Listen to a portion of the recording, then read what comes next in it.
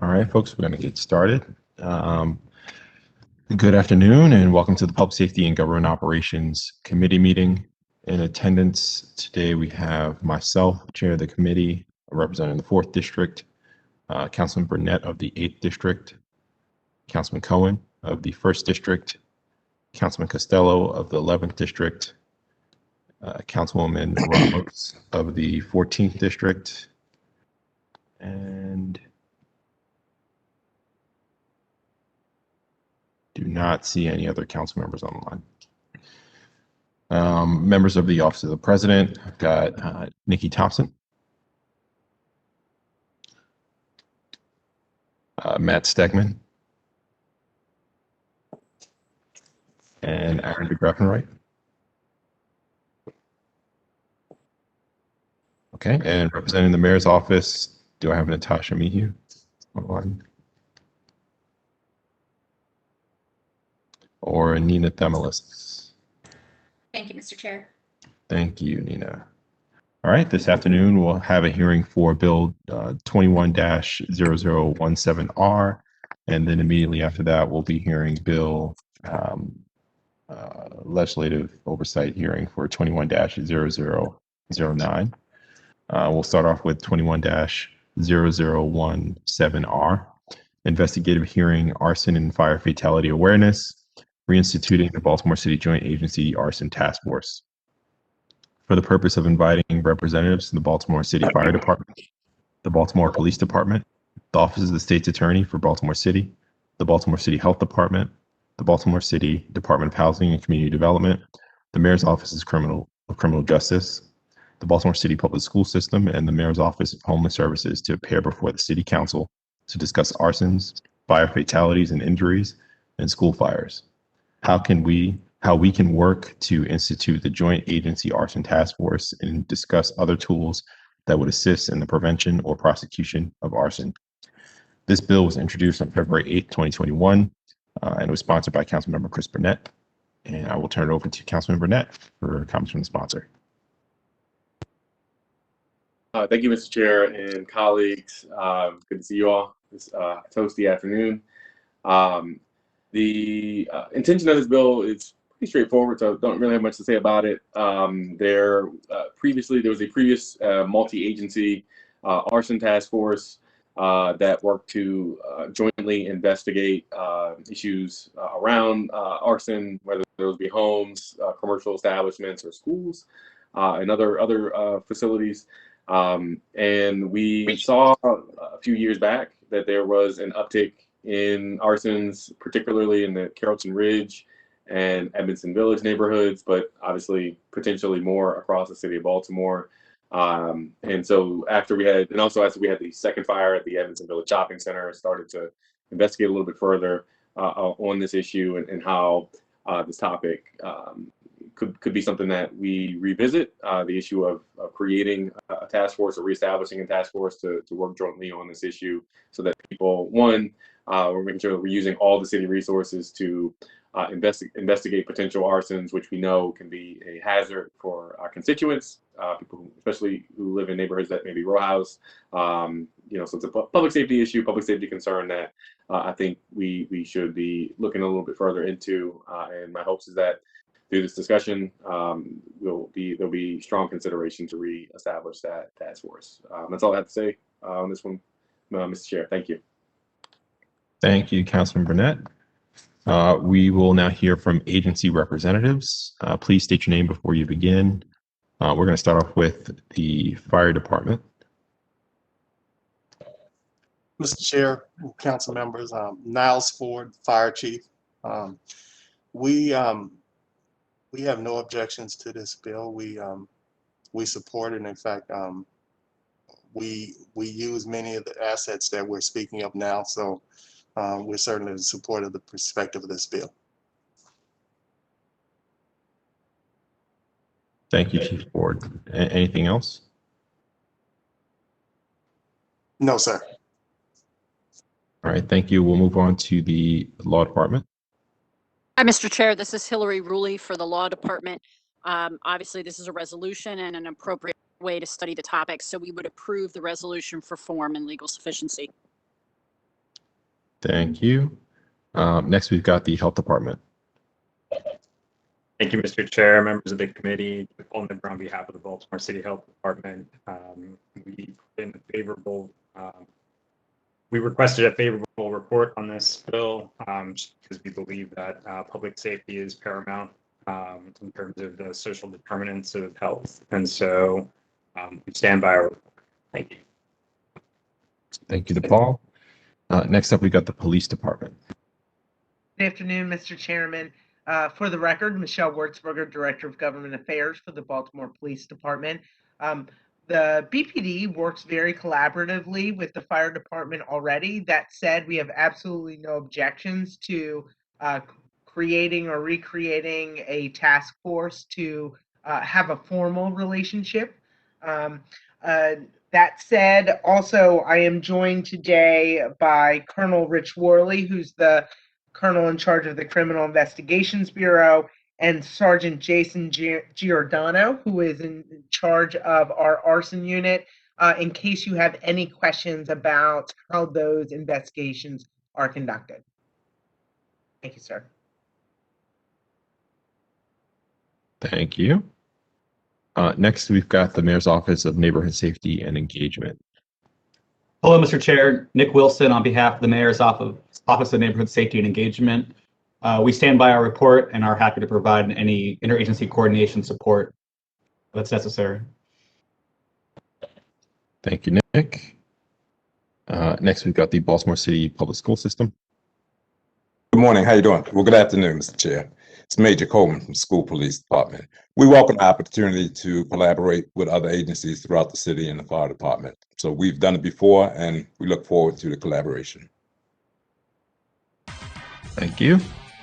Next, we've got the Department of Housing and Community Development. Yes, good afternoon. Thank you, Mr. Chair. Stephanie Murdoch, Legislative Liaison for the Department of Housing and Community Development. I'm also joined here today by Deputy Commissioners Booker and Hessler. DHCD stands by our report in support of the resolution. We take several measures to improve fire safety throughout the city, and I'm just going to briefly highlight 3 of them. DHCD's Code Enforcement and Inspections Unit works to ensure that the building fire and related codes and the International Property Maintenance Code are enforced by issuing citations for interior and exterior sanitation and safety issues, which left unabated could lead to an increased risk of fire. The inspection team also gets referrals from other city agencies, such as police and the health department, to investigate potential issues that are brought to their attention, such as cases of hoarding, vacant buildings that are being inhabited by squatters, accumulation of hazardous trash and debris. And additionally, we work very closely with the Baltimore City Department of Public Works to quickly identify and board any buildings that are open to casual entry. Additionally, DHCD's Office of Permits and Plans Review ensures that new construction and rehabilitation work is properly planned to meet all code requirements and that the proper reviews are conducted before use and occupancy permits are issued. And finally, DHCD's Rental Inspections Program adds inspection and rental licensing requirements for all non-owner occupied single-family dwellings. These inspection requirements add an additional layer of protection for tenants. Just to conclude, DHC is committed to supporting the work of the fire department and sister agencies to reinstitute the task force and discuss other policies that would assist in the prevention or prosecution of arson. We stand by our report and support of passage of this resolution, and we stand by to answer any questions you may have. Thank you. Thank you, Stephanie. Next up, we've got the Department of Finance. Hi, this is Bob Senemy, Budget Director representing Department of Finance. We do not have an objection to this bill. Our perspective is looking at this is formalizing some work that is already happening, and we see that as a good thing. We don't anticipate a financial impact from this, so we stand by our support, no objections to this bill. Thank you, Bob. And last but not least, the State's Attorney's Office. Good afternoon, everyone. Mr. Chair, Yusuf Ahmad on behalf of the Baltimore City State's Attorney's Office. Also on the line is Brandis Marsh, Chief of our Economic Crimes Unit. We support this resolution, and as Director Senemy just mentioned, it would sort of formalize the work that's already being done. We work with the City Police Department and the Fire Department on arson cases in the city. We recognize that collaboration is the way to go on improving public safety in the city. If there are any particular questions about prosecutions or how we handle arson within our office, again, Brandis is on the line, so we'll welcome any questions and are in support of this bill. Thank you, Yusuf. Okay, with that, I'll open up the floor to questions from the committee, and I'll start with the sponsor. Thank you, Mr. Chair. So the first question I had, more of a data question. From 2018 through 2021, how many arsons have we had citywide? Yeah. Councilman, I'm suspecting it's for the fire department in particular. Yeah. Okay. I'm sorry. I'm going to defer. I'm going to defer this to the fire marshal. I'm going to step out of this meeting, and I wanted to let you all know, as you all are aware, the treasurer / secretary of 734 passed away June 27th, and her viewing is today, and I'm heading to attend her viewing. I just wanted to let you all know. So I'm turning over to the fire marshal's office. I'll listen in as I'm driving as well. Chief, ready?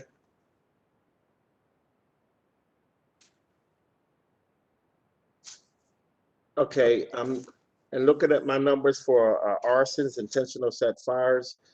In 2018, we had 126 arsons. In 2019, we had 98. And in 2020, we had 89 arsons, fires that were classified as arsons.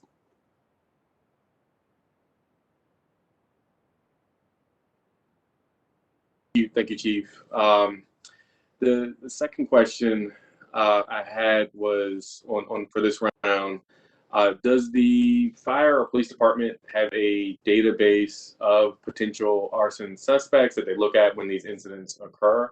Or is this crime committed more sporadically by unknown assailants? Like, are there repeat offenders, that kind of thing?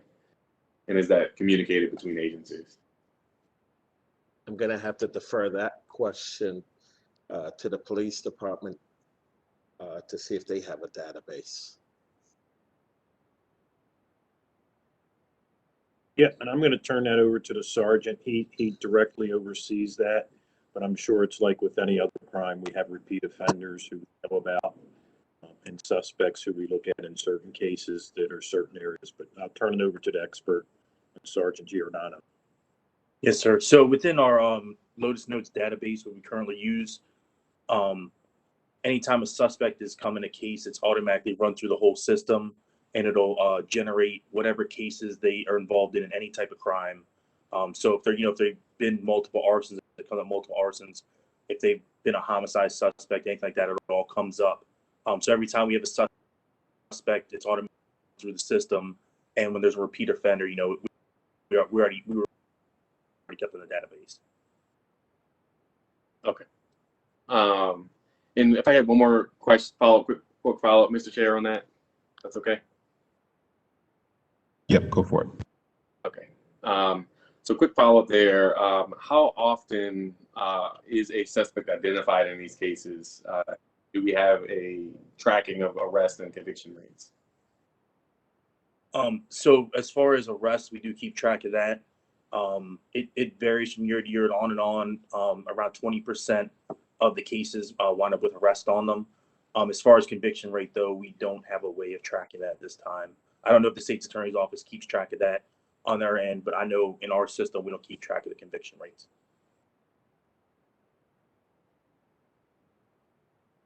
I don't know if we had anyone from the state's attorney's office here. I can follow up, I guess. I'll follow up, Mr. Chair, with the state's attorney's office. Hey, So hey, this is Yusuf from the State's Attorney's Office. I think Brandis is listed as an attendee, not a participant. If you could elevate him. So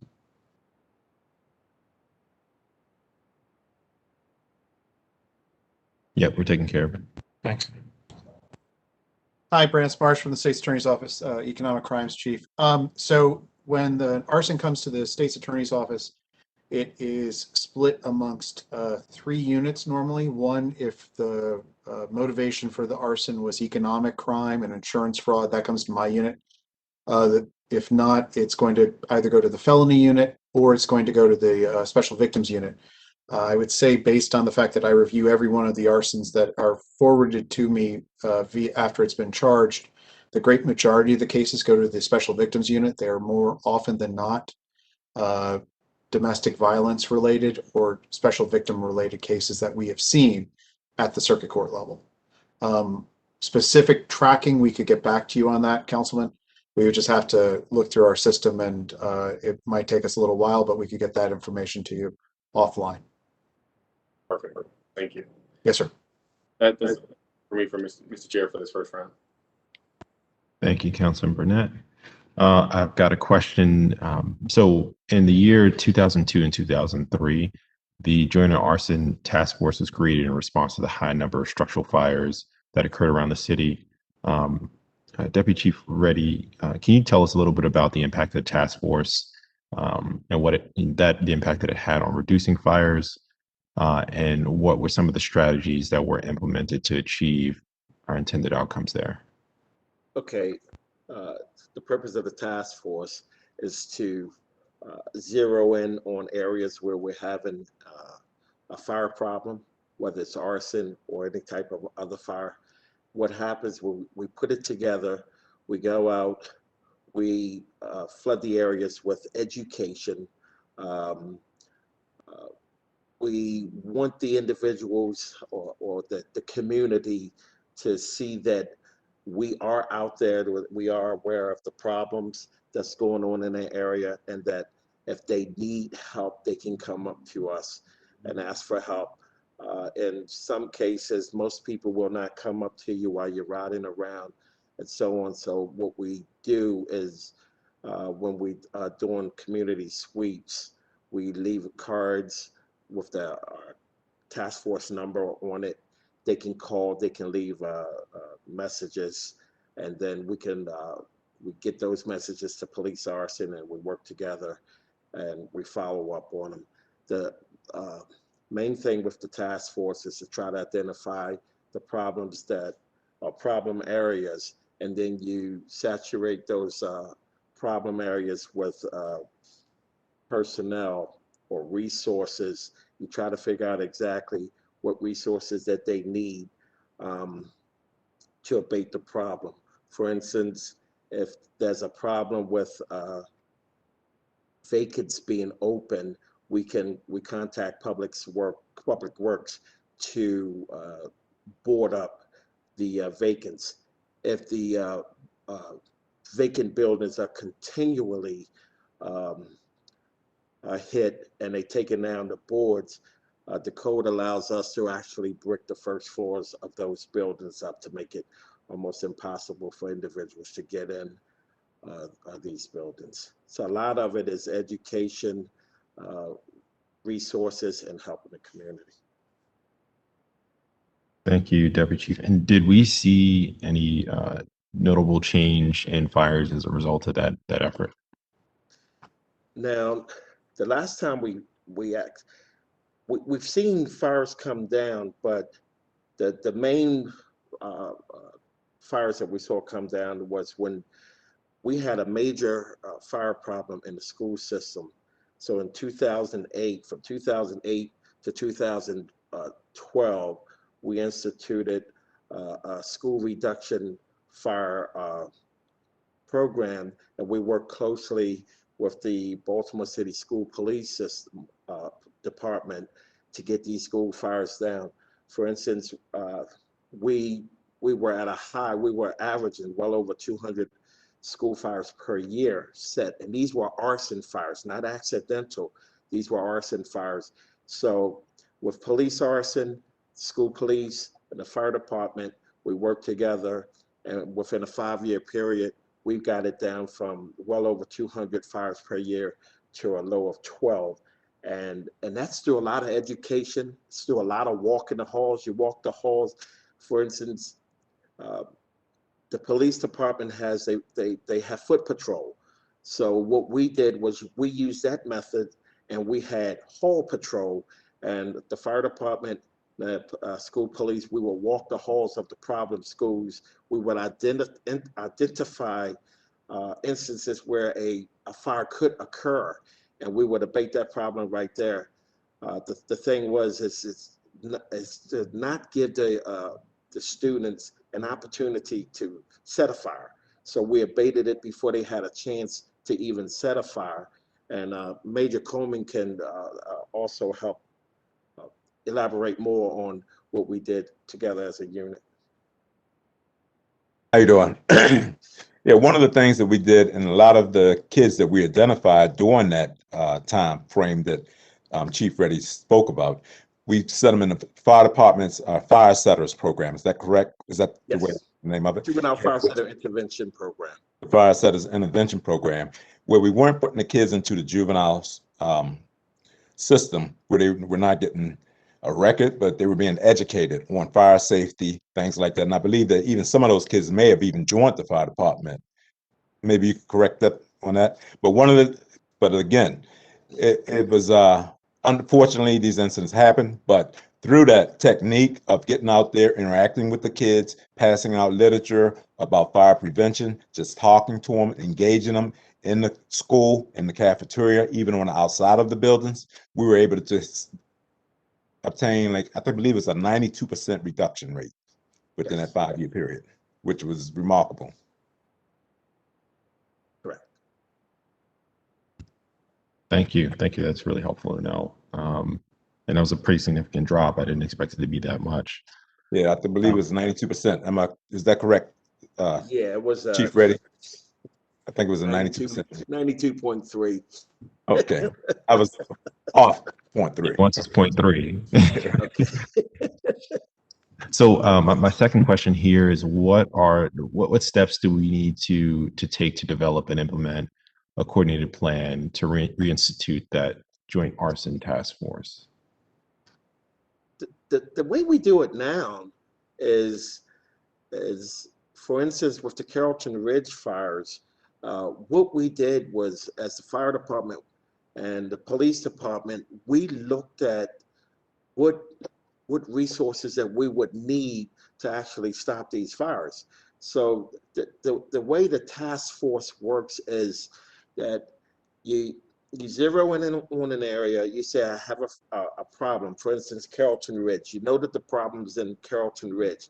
So police arson and the fire department, we look to see exactly what other resources that we would need to help abate the problems with the fires up there.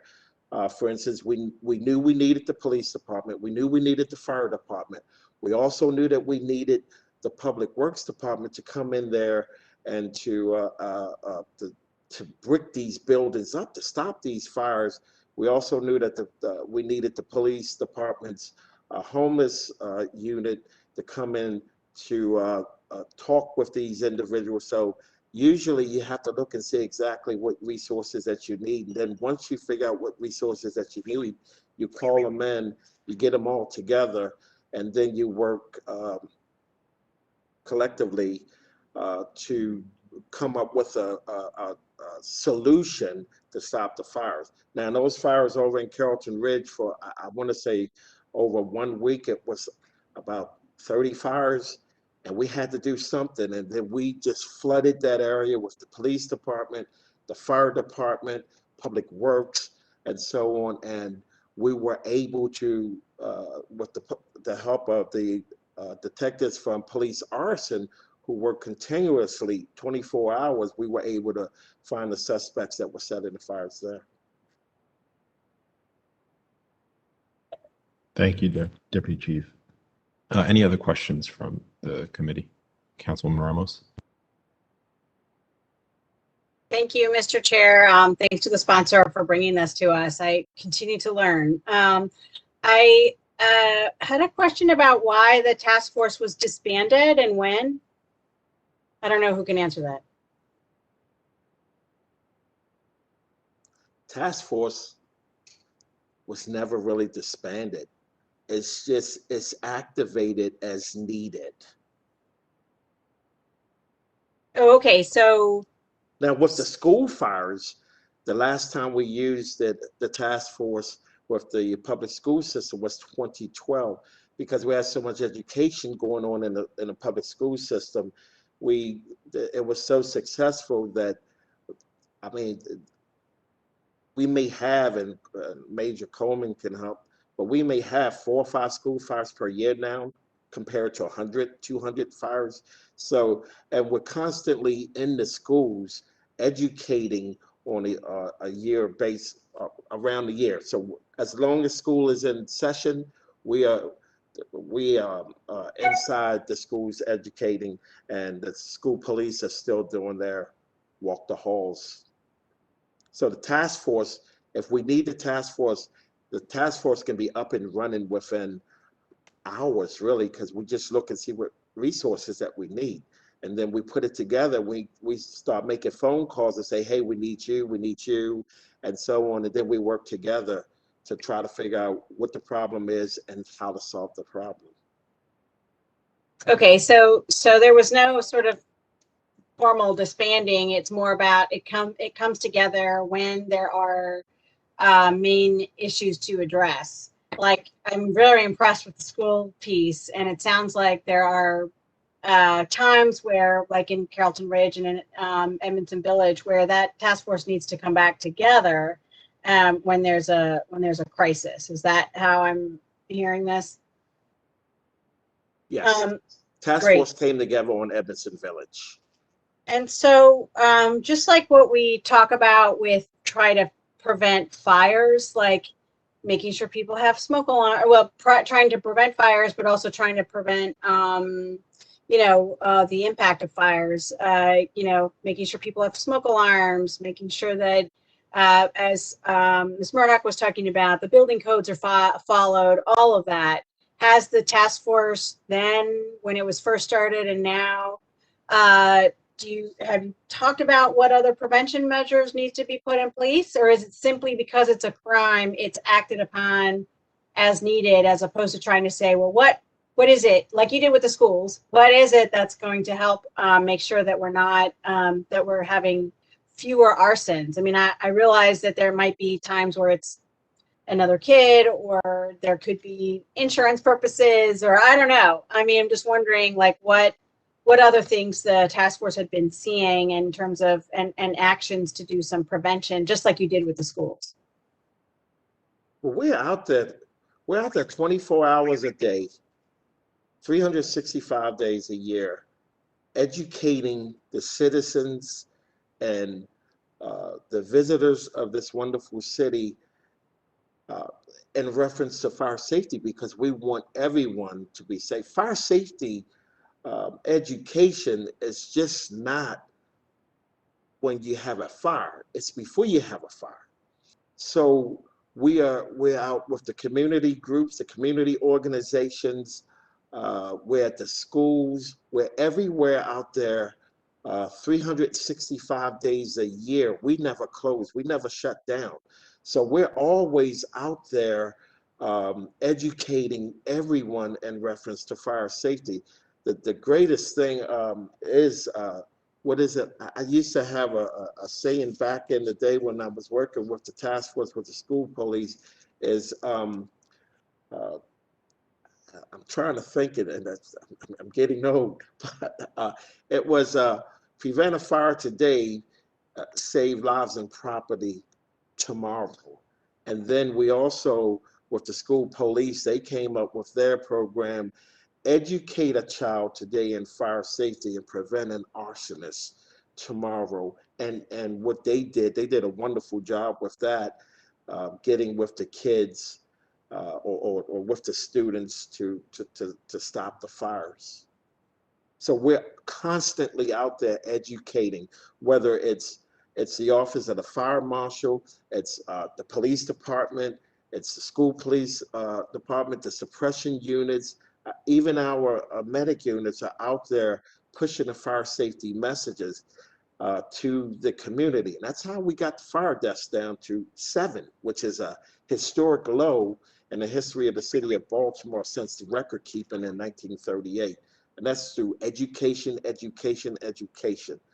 We're never going to stop educating. It's being proactive. Thank you. And Mr. Chair, if I could have one follow-up question, I guess this is for the state's attorneys. Are we seeing reason for what these folks are doing when they, are committing arson? Again, is it, not for the school stuff, that's something separate, but like, what's the reason? Because once we find out, I'm just trying to figure out why is it that people are even committing arson? It's bad. It's like super bad. So,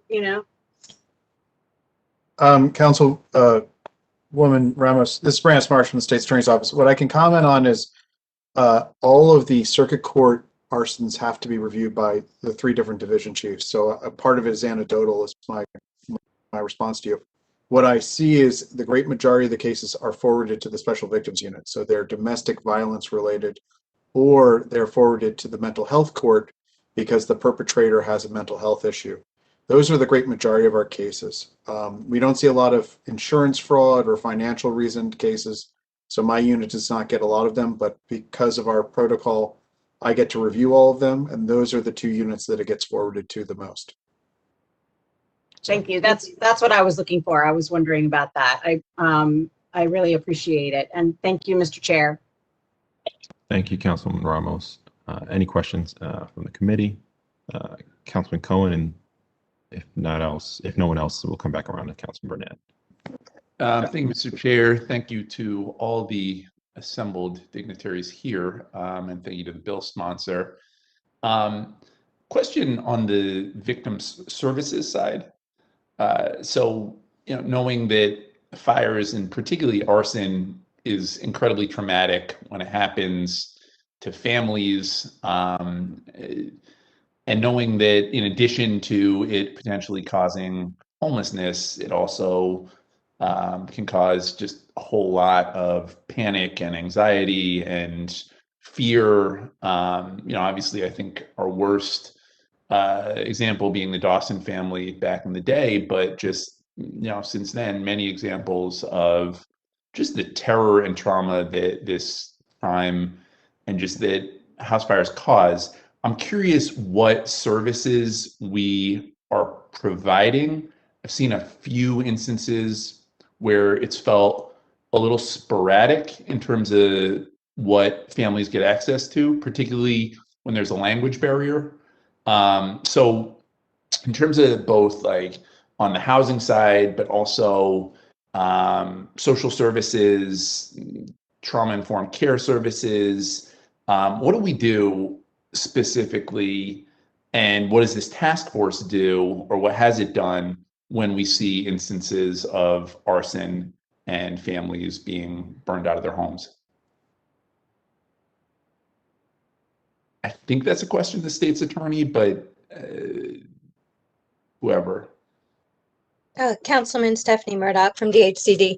We also have Eric Booker on the line with us, and he can talk a little bit about what we do from DHCD's end after a fire to assist families. Okay, so yeah, we have the ombudsman division or section within my division. And anytime Fire Communications gives us a call in the event of a fire and someone is displaced, we help them with relocation. So we do an intake at that time, finding out whether or not they have other family members that they can go and shelter with.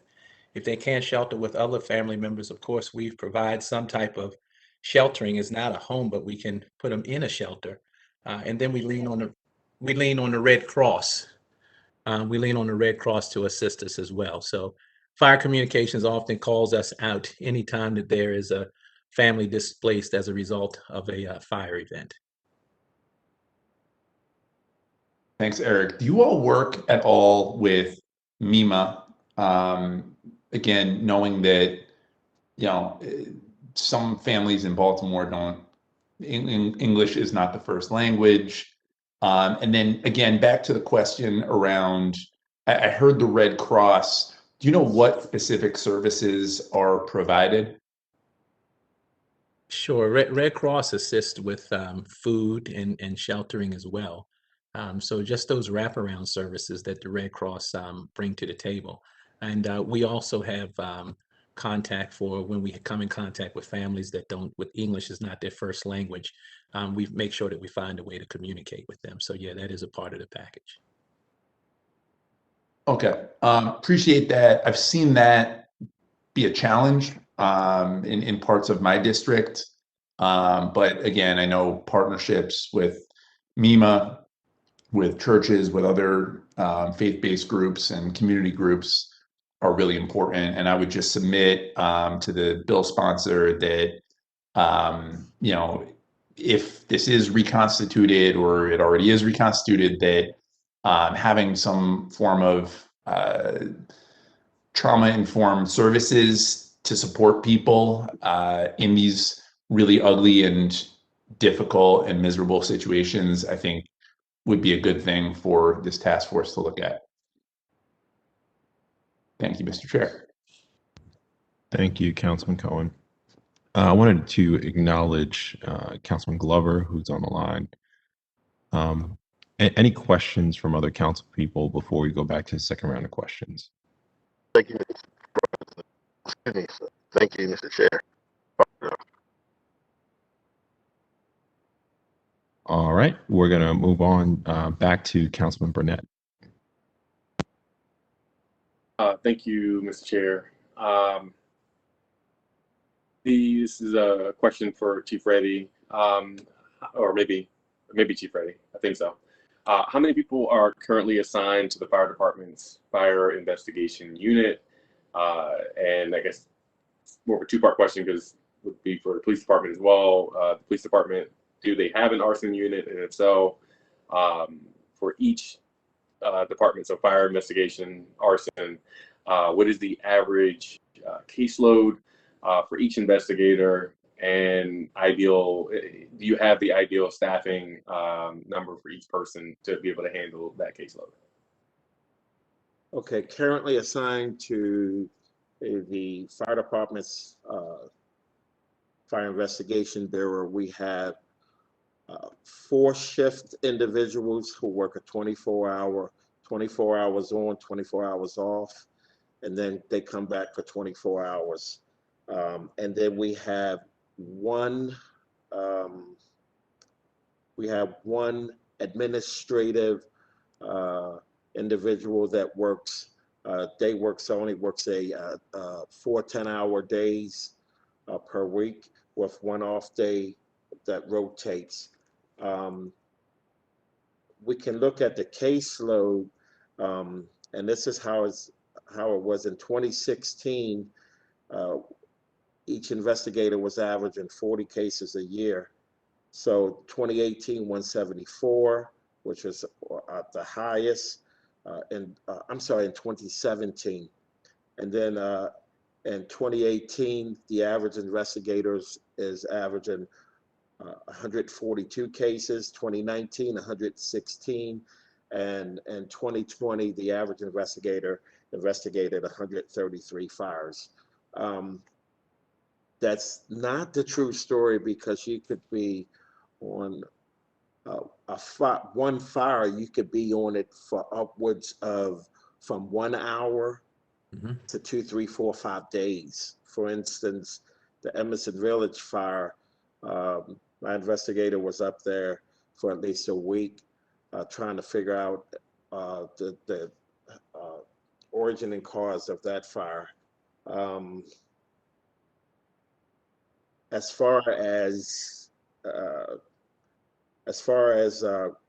workload for the investigators, prior to 2012, we had two fire investigators per shift, which means that if 2 fires broke out in the city, I could split them up, and then have one investigator handle the first fire, the second investigator handle the second fire.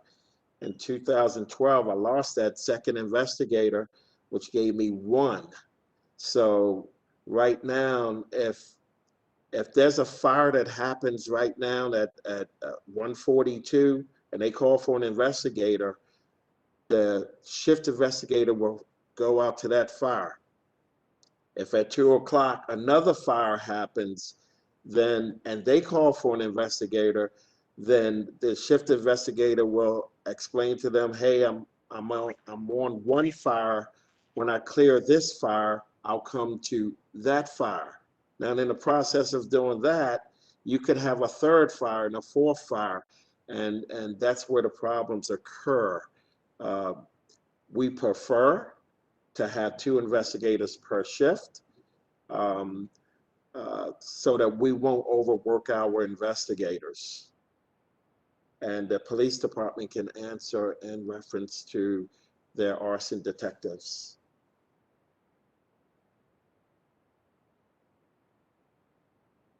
Yeah, I can go into basically what we have. We have one arson sergeant who is Sergeant Giordano and 3 arson detectives. They handle about roughly about the same amount of cases as the fire department. They handle about 20 arson cases a year and about 20 questionable deaths, questionable fires a year. And obviously, you can never have enough people, but we're short people throughout the agency. So our staffing study says that we should have 1 in 6, but that also includes economic crimes. So they're pretty close to what their staffing study says they are assigned. And they do a pretty good job. But was there any other questions? Did I answer the 2 questions?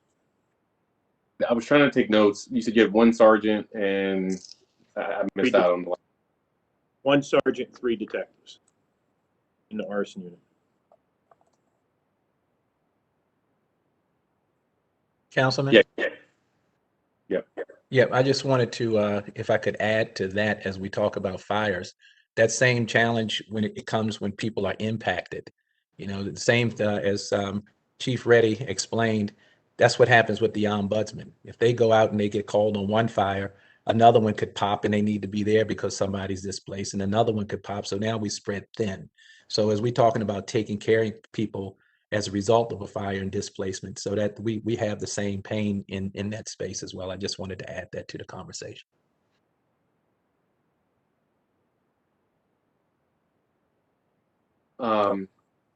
And a lot of the stuff y'all answered about schools already.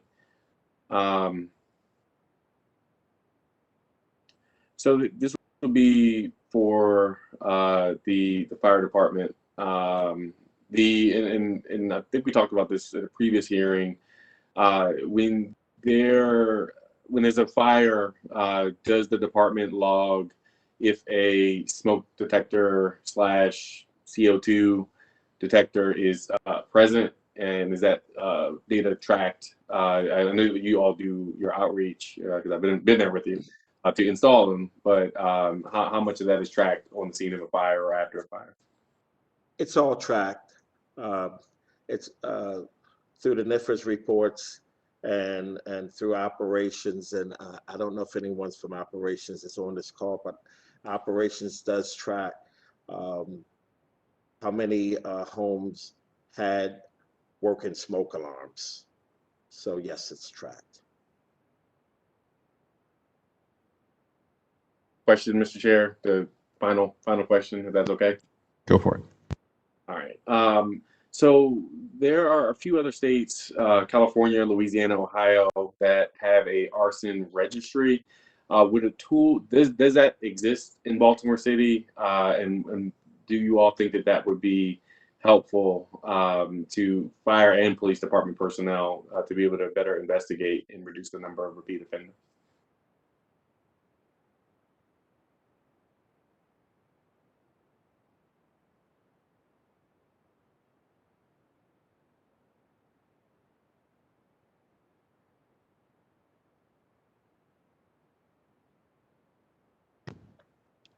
The fire department, are you able to answer that question, or police department?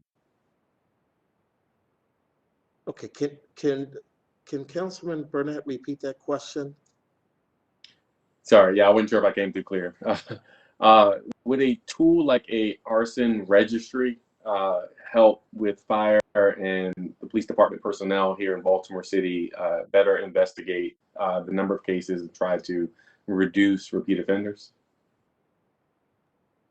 Okay, that would probably go to police arson. I can take a first stab at it, but the colonel or the sergeant can back me up. We don't have any objection to it. Anything like that could help us, you know, as we look to investigate these types of instances. Colonel or sergeant, do you have anything to add?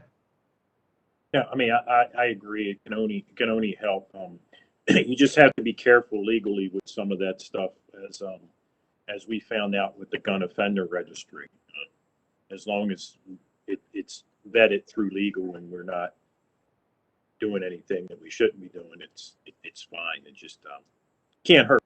If we got a database we can go to and say, hey, he's in the database. But I think our arson unit works very well with the fire department, and when we pull the task force together, everybody works well together. So any tool that we can get is a help. Okay, I'll follow up with the law department on that. Thank you, Mr. Chair. Thank you, Councilman Burnett. I've got a question. So in 2020, the fire department recorded the lowest number of fatalities in the history of the organization. Can you give me your best understanding on what the strategy was in helping to achieve that outcome and how it differed specifically from what you were doing in previous years?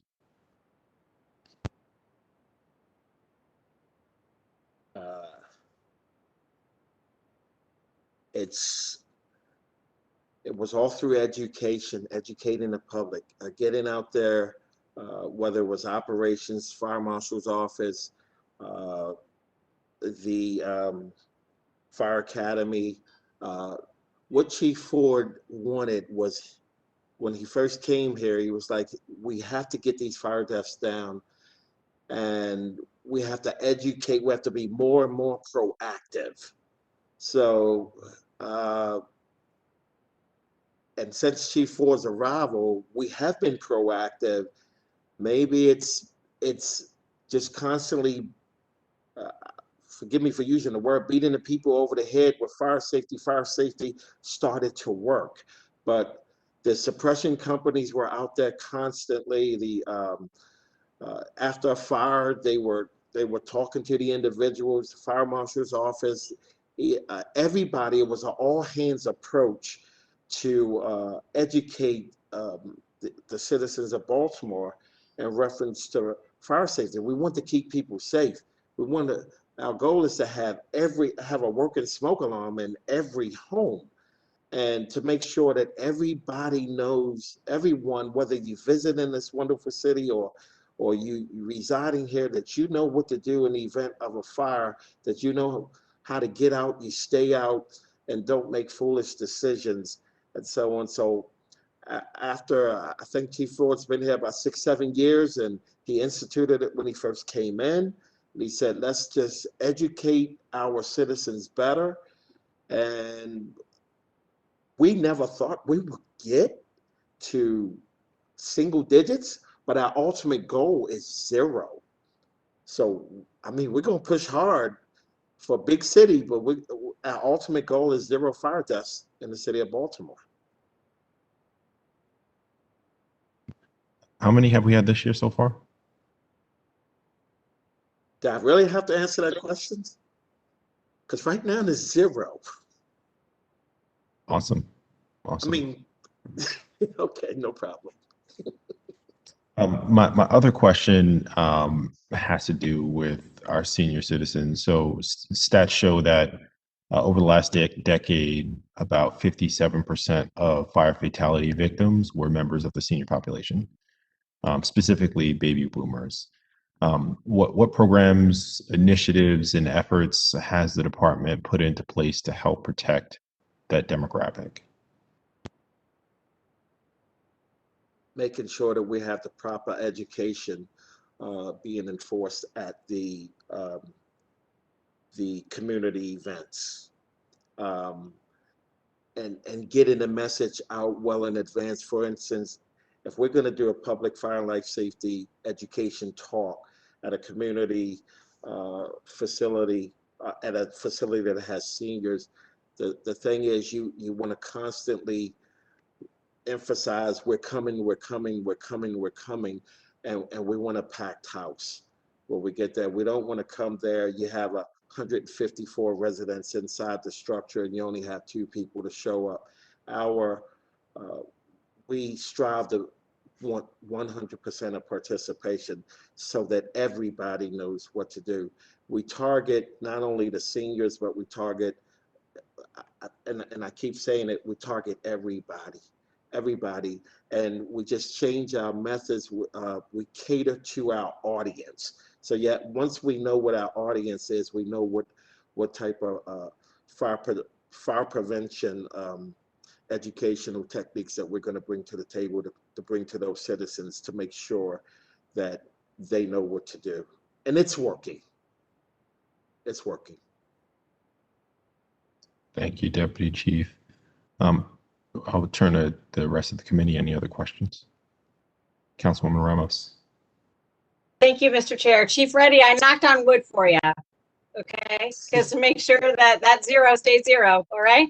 And I appreciate the fire department came out to my district in March. We did a lot in my flood area, but also we were able to get new smoke alarms to 5, more than, I think it was like, 10 residents. So I think doing those kinds of preventive pieces are going to be really important.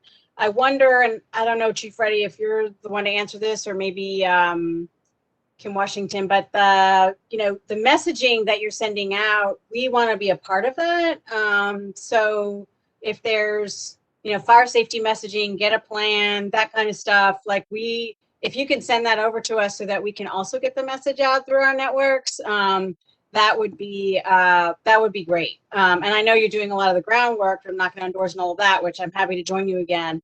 But we can also do, some other, social media and whatever else. So if there's that kind of messaging, I hope that you can send it to us.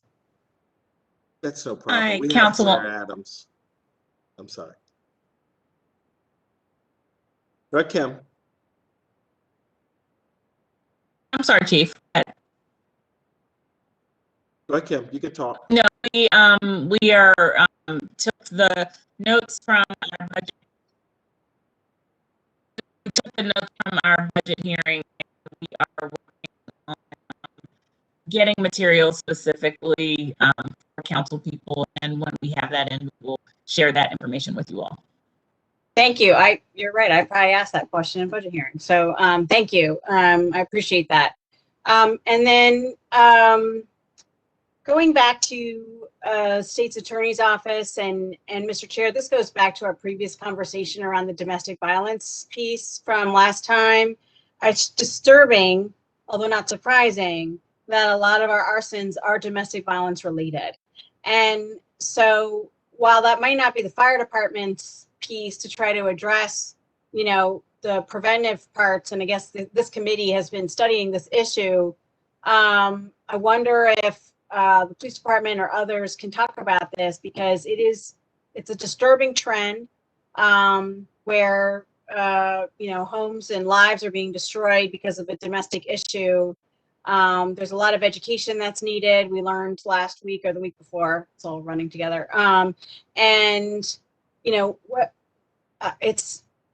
The issue isn't just to prevent the fire. The issue is to prevent the actual domestic violence, because it is a major issue. So I just wonder if maybe the police department might be, or the state attorney's office might be able to comment on that, but just to sort of put a pin in that for our work on this issue, Mr. Chair, as we continue the dialogue around the domestic violence work. This is Yusuf Ahmad from the State's Attorney's Office. We addressed it in the previous 2 hearings that we had. Person in health committee, and then last week in public safety. We have a grant-funded campaign that started late last year to alert domestic violence victims and potential victims about resources that are available that we offer specifically for victims and domestic violence victims. We're early in that campaign, so we don't have data points yet as to how many people we've reached or services rendered, but we can certainly share that information as we collect it, Councilwoman. That would be great, and to share with the committee, that would be excellent. Thank you. Sure. Yep. Ma'am, in reference to the domestic violence cases, we do coordinate every time with our unit that handles domestic crimes. So we wind up doing the investigation, everything, but they're made well aware, and they reach out to them and offer them the same services as any other domestic crimes victim.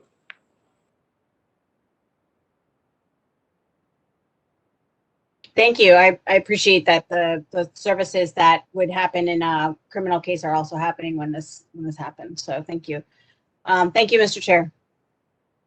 Thank you, Councilwoman Ramos. And I think to the broader question, I'll sneak this in there just because I know it's tied to the question that Councilwoman Ramos and I think others were getting to. We know that arson is often tied to other crimes as a way to cover up those crimes or as a retaliation because of domestic dispute or whatever the case is. I'm really curious, do we have a sense of what crimes are linked to arson? And when we get back to that question of an arson registry, what can we do to tie those two pieces together?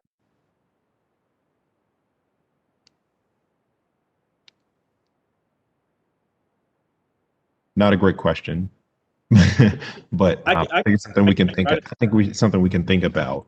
I can try to help you with that. You the arson, and Jason, you can correct me if I'm wrong. It's usually just they'll burn clothes or burn property of the individual because they're mad at them, and probably your conviction or arrest rate probably goes down the same as the other domestic cases as the victim decides not to prosecute.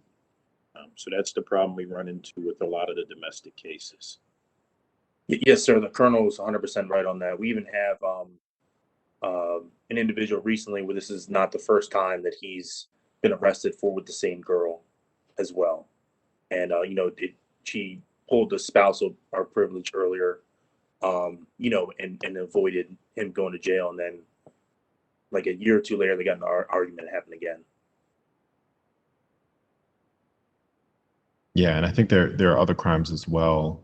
We've seen in instances where there have been homicides where, of course, burn vacant buildings with bodies in them. Things like that, I think, could be helpful in tying together crimes with this arson task force. Yes, sir. Yep. I'll move on. Any other questions from the committee? I had a quick follow-up for fire. Thank you, Mr. Chair.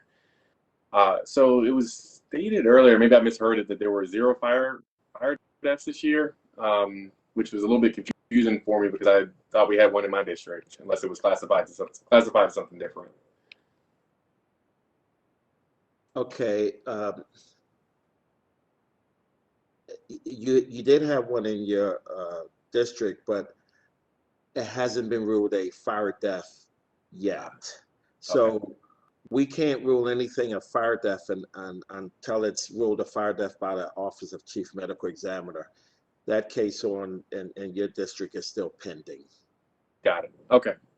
I'll continue to monitor that one because we were wondering. I meant to give you a call anyway to see where that stood as far as the investigation. So thank you. Okay. Any other questions from the committee? All right, seeing no questions, we'll move to public testimony.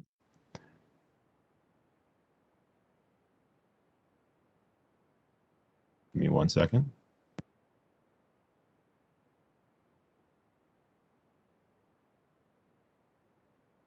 Okay, if you would like to testify, please use the raise hand function on the bottom right of the WebEx platform. And if you are following this meeting by phone, What we'll do is we will unmute you. You'll hear 2 beeps. If you'd like to testify, please say so. If you would not like to testify, please say so as well. And we'll move on to the next caller.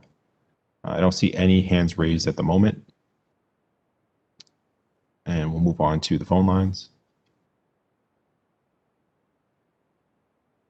All right, you've been unmuted. Do you have any testimony?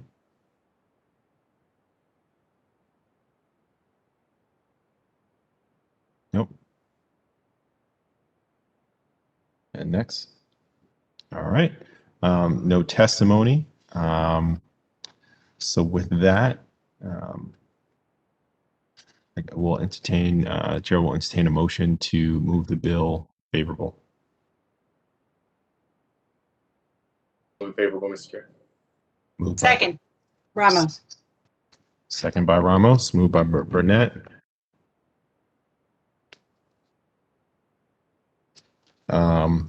Conway, yes. Burnett, Yes.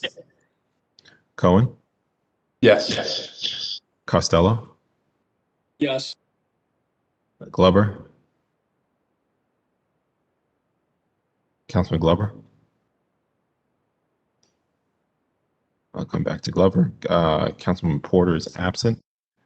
Councilwoman Ramos. Yes. All right, one more try. Councilman Glover, are you there?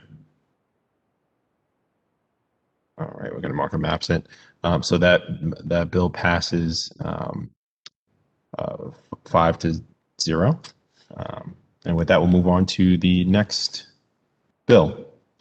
So that hearing is in recess. We'll move to Bill LO 21-0009, Baltimore City Fire Department EMT Paramedic Pre-Employment Screening and Hiring Process. For the purpose of requesting the fire chief, or their designee to present information on the overall recruitment, pre-employment screening, and hiring process for the emergency medical technician and paramedic positions from the prior fiscal year as mandated in Article 9, Section 1-9, reporting requirements of the Baltimore City Code. This bill was introduced on June 14, 2021, and it was sponsored by myself, Councilmember Mark Conway. Very briefly, this bill is to dig into some of the hiring for our EMT and paramedic positions, and really just looking forward to hearing from the department of where we are and better understanding. I see, forgive me, I'll go back. Councilman Glover was unable to talk, but he did put a yes vote in the chat, so we'll mark him as a yes on that last bill. But the bill, this bill we're on now, 21-0009, is intended to follow up with the fire department to better understand where we are with hiring for EMT, and also to dig a little bit into where we are with meeting our goals for race, gender, and residency requirements. So with that, I'll move on to agency reports, and just one agency. We'll move on to the fire department.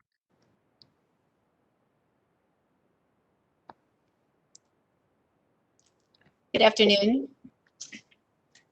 I'm Lisa Wood, Director of HR for the Fire Department. Hi, Lisa. Hi. Oh, go ahead. Okay. I did send over some information earlier. Do you all have that? Yes, we do. Okay. So the information, okay, thank you. So the information in front of you is a total of EMT and paramedic together. So when we post it for both positions, the top information is the total applications received. So we received 143 city residents for both positions, 156 Maryland residents, 51 out of state or country, for a total of 350 applications altogether.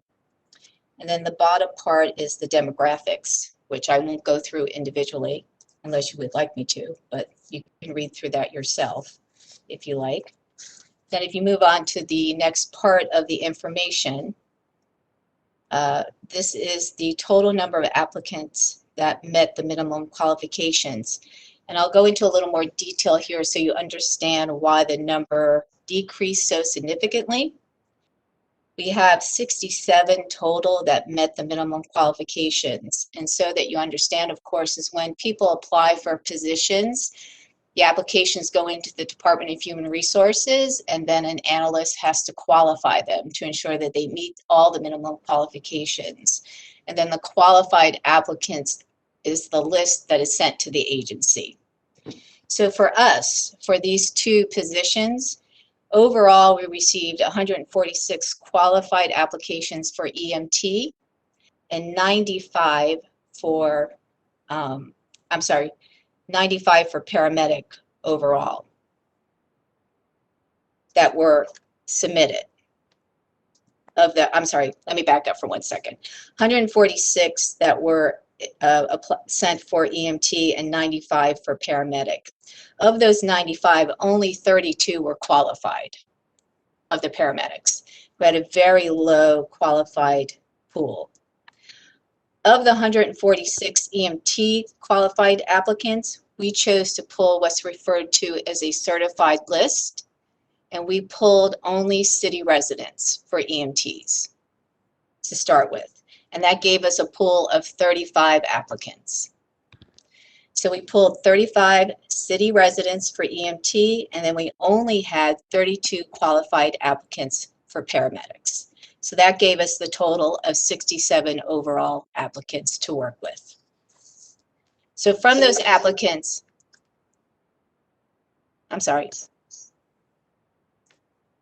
okay. So from those qualified applicants, we start our process of contacting them and scheduling them for the physical agility test. And then from there, you can see on the bottom, we had 25 out of that group pass the physical agility test. Then the bottom part there tells you how many city residents passed it and how many minority candidates passed it overall. So that's where we sit right now. And we're still in the final phases of the process. After the physical agility test, they still have to finish up with their medical examinations, their background checks to finalize the hiring process.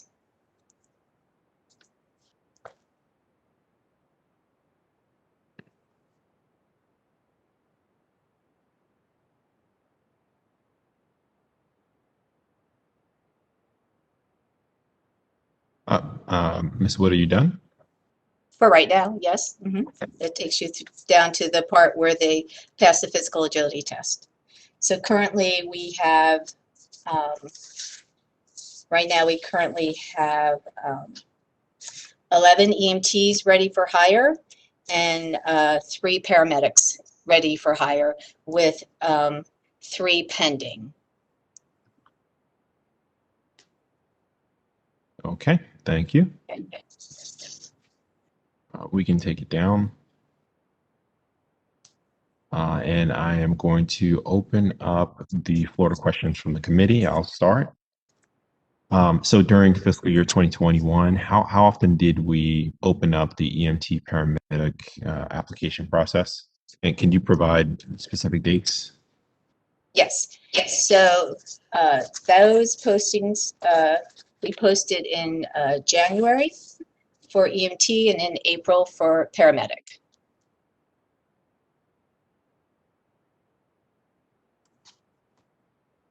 So we posted each once. We are getting ready to post again as well.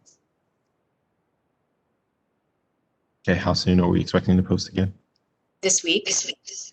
Excellent. So this week, and for those postings, this time we'll be doing what we refer to as open and continuous posting. So the posting will be up approximately 90 days. And we'll be doing an ongoing social media campaign along with that to ensure that we hopefully reach, a very wide applicant pool and ensure that we get as many applications as possible.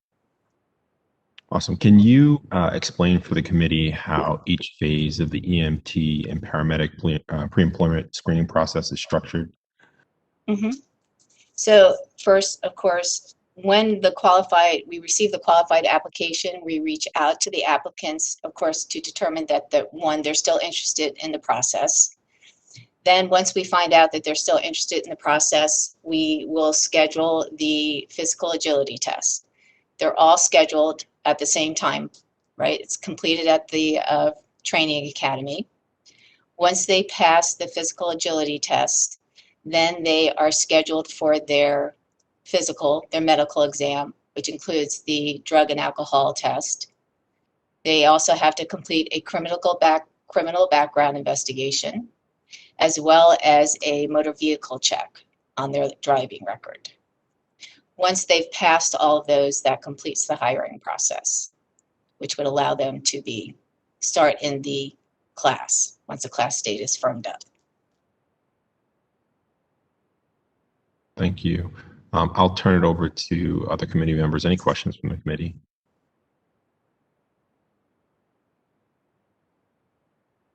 Okay, seeing no further questions, I'll move on.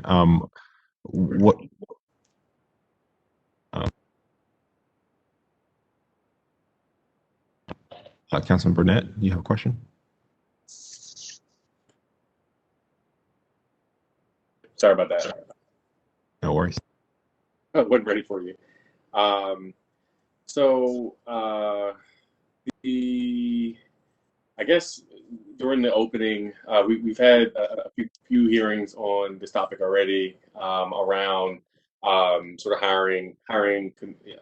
I don't say concerns, but just concerns about the diversity within the department. Can you speak to, during the opening of the application this year, what steps were taken to improve equity during the screening process? During the screening process? So during the posting process, what we're trying to do is make sure that we post in a more diverse, not just with DHR website, but in a more diverse arena, I guess, from that perspective. We've picked publications, hopefully, that are more diverse so that we hit a more diverse area from that perspective. We don't want to keep, DHR does Indeed, those type of general social website boards. So we're trying to pick, there's Afro publications that we're trying to hit. We're trying to hit, particularly this time around, we're reaching out to veterans associations, to neighborhood community organizations to make sure they get copies of the postings, so that we make sure that we hit all those extended organizations that may not go to the city webpage to see a posting, but may check local newspapers, local magazines to see the information. So that's what we're trying to reach out and get a better handle on, where we can put that information at. And a quick follow-up on that, Mr. Chair. So aside from, that's actually very interesting to use those sort of the print media advertising. I think it's a good idea. Can you speak to, I guess, the digital marketing strategy? I do know that there's younger people in print media readership aren't really known as being a great way to meet younger adults, but overall people do read the APRO and do read these publications. I subscribe. But can you speak to, I guess, the digital marketing efforts as well to try and target city residents via social media and whatnot? So that media for us has been wonderful and outstanding, thanks to our public information officer, Blair Adams, who is on the line as well. So I'm going to ask her to speak to that a little bit. She's been actually the person who's done all of that marketing for us for all of our recruitment campaigns. She has developed all of it and has done our brochures, our campaigns, the media, etc. So I'm going to ask Blair to go ahead and speak a little bit to that as well. Thank you, Lisa, and good afternoon, Councilman Burnett, and good afternoon, everyone. Well, for starters, for years, joining the Baltimore City Fire Department has really been the most sought out job and career.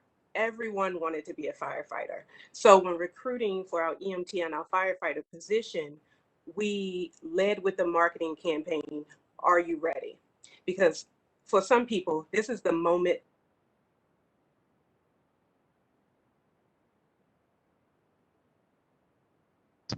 Ms. Adams, you're breaking up. You may want to turn off your video.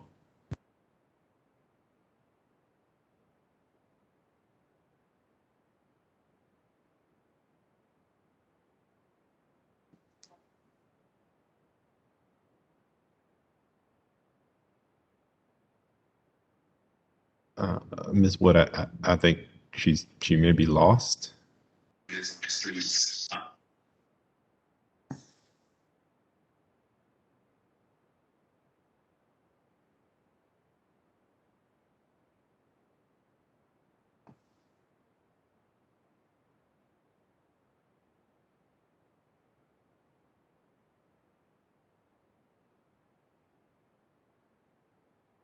Ms. Wood, do you want to pick up from here? Okay. All right. Well, she does have a very strong media and marketing campaign. She is very strong in that. She does a great job both on our social media, on our Facebook page, on all of our marketing campaigns. So I'm sure once she get off the call, I'm sure she can provide that information to you as well.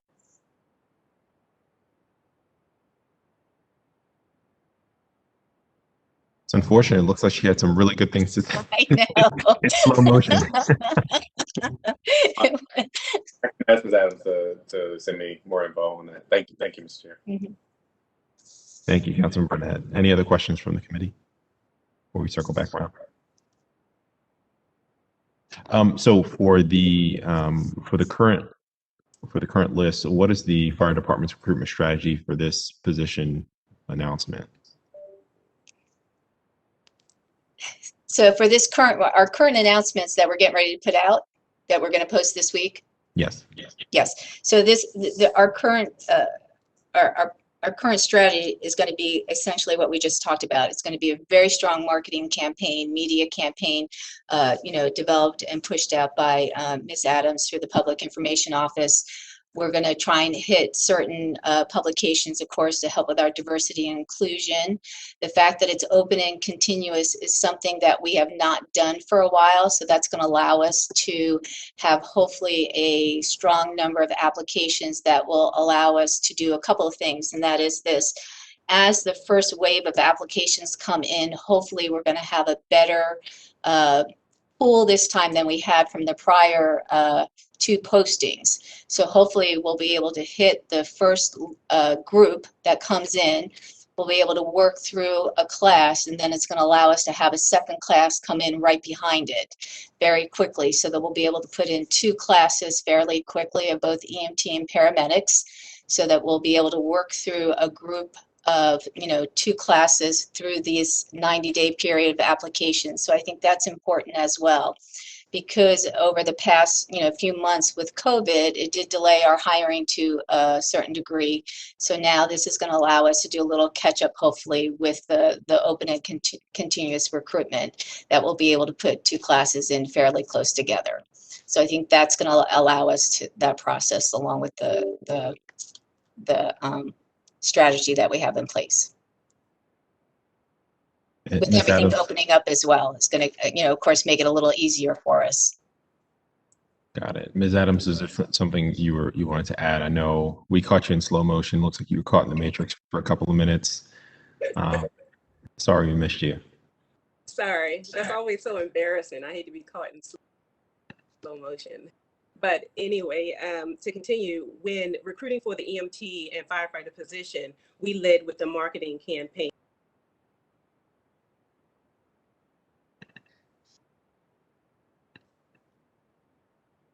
Looks like it's happening again. All right. Ms. Wood, I'll just move on to the next question, and I apologize that. Okay, I'm sure that she can, if can certainly provide it in an email or something if you like. Sure, that'll be helpful.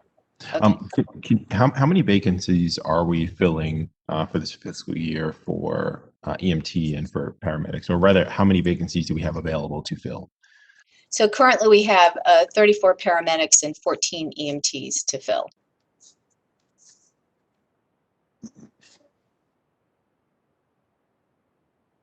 Okay, and going back to the question, the question that Councilman Burnett had earlier about equity, how do our outcomes? You talked a little bit about the data that's come in, applications, so on and so forth. How do the outcomes actually compare from previous years? For The race, hiring outcomes for race and gender, I haven't really compared it yet to previous years, so I can't answer that question right now, but I can certainly take a look at it and get back to you. and maybe also the application outcomes as well, just to sort of see if whether our efforts with advertising and otherwise have actually yielded the benefits that we'd hope for.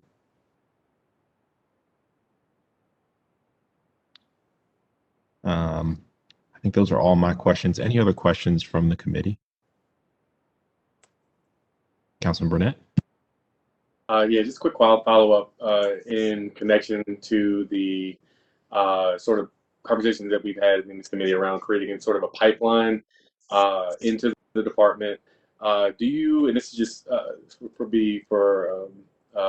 Lisa Wood, if we had a robust sort of school program or cadet program across the city, and I know that we're going to be having this conversation in depth and moving forward, do you think that you'd be able to easily fill the vacancies that you have if there were a more robust pipeline through the school system and other academic institutions in the city?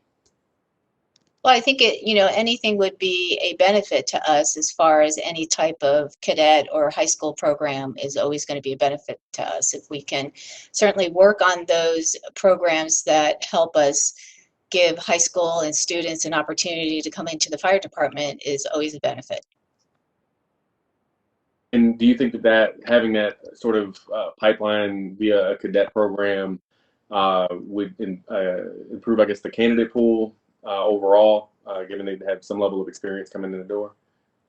Well, absolutely. When they have an opportunity to do some pre-education, as they have an opportunity to touch what the job is like, to learn about the job prior to actually starting the position, it gives them the foundation on which to work. And I believe also Chief Shiloh's on the line if she would like to speak to the high school program as well. If not, that's fine. But that helps them have an idea of what their career can look like as we try and educate schools on what a career in the fire department is about and why we think they should become a fire department employee and take that career path because of all the opportunities that it would offer them.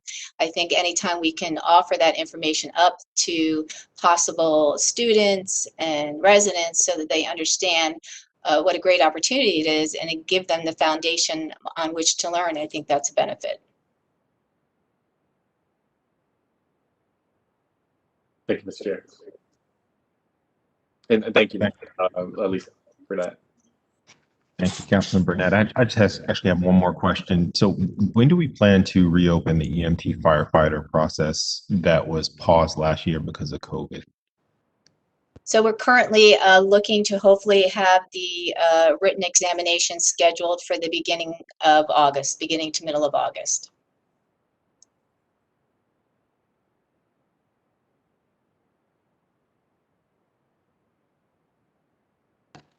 Oh, okay, thank you. And I just want to remind you guys, you do have to come back to the council before that starts, just as a heads up.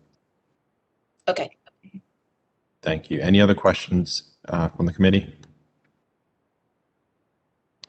All right, so this hearing is adjourned. The committee will present the previous bill at the next council meeting.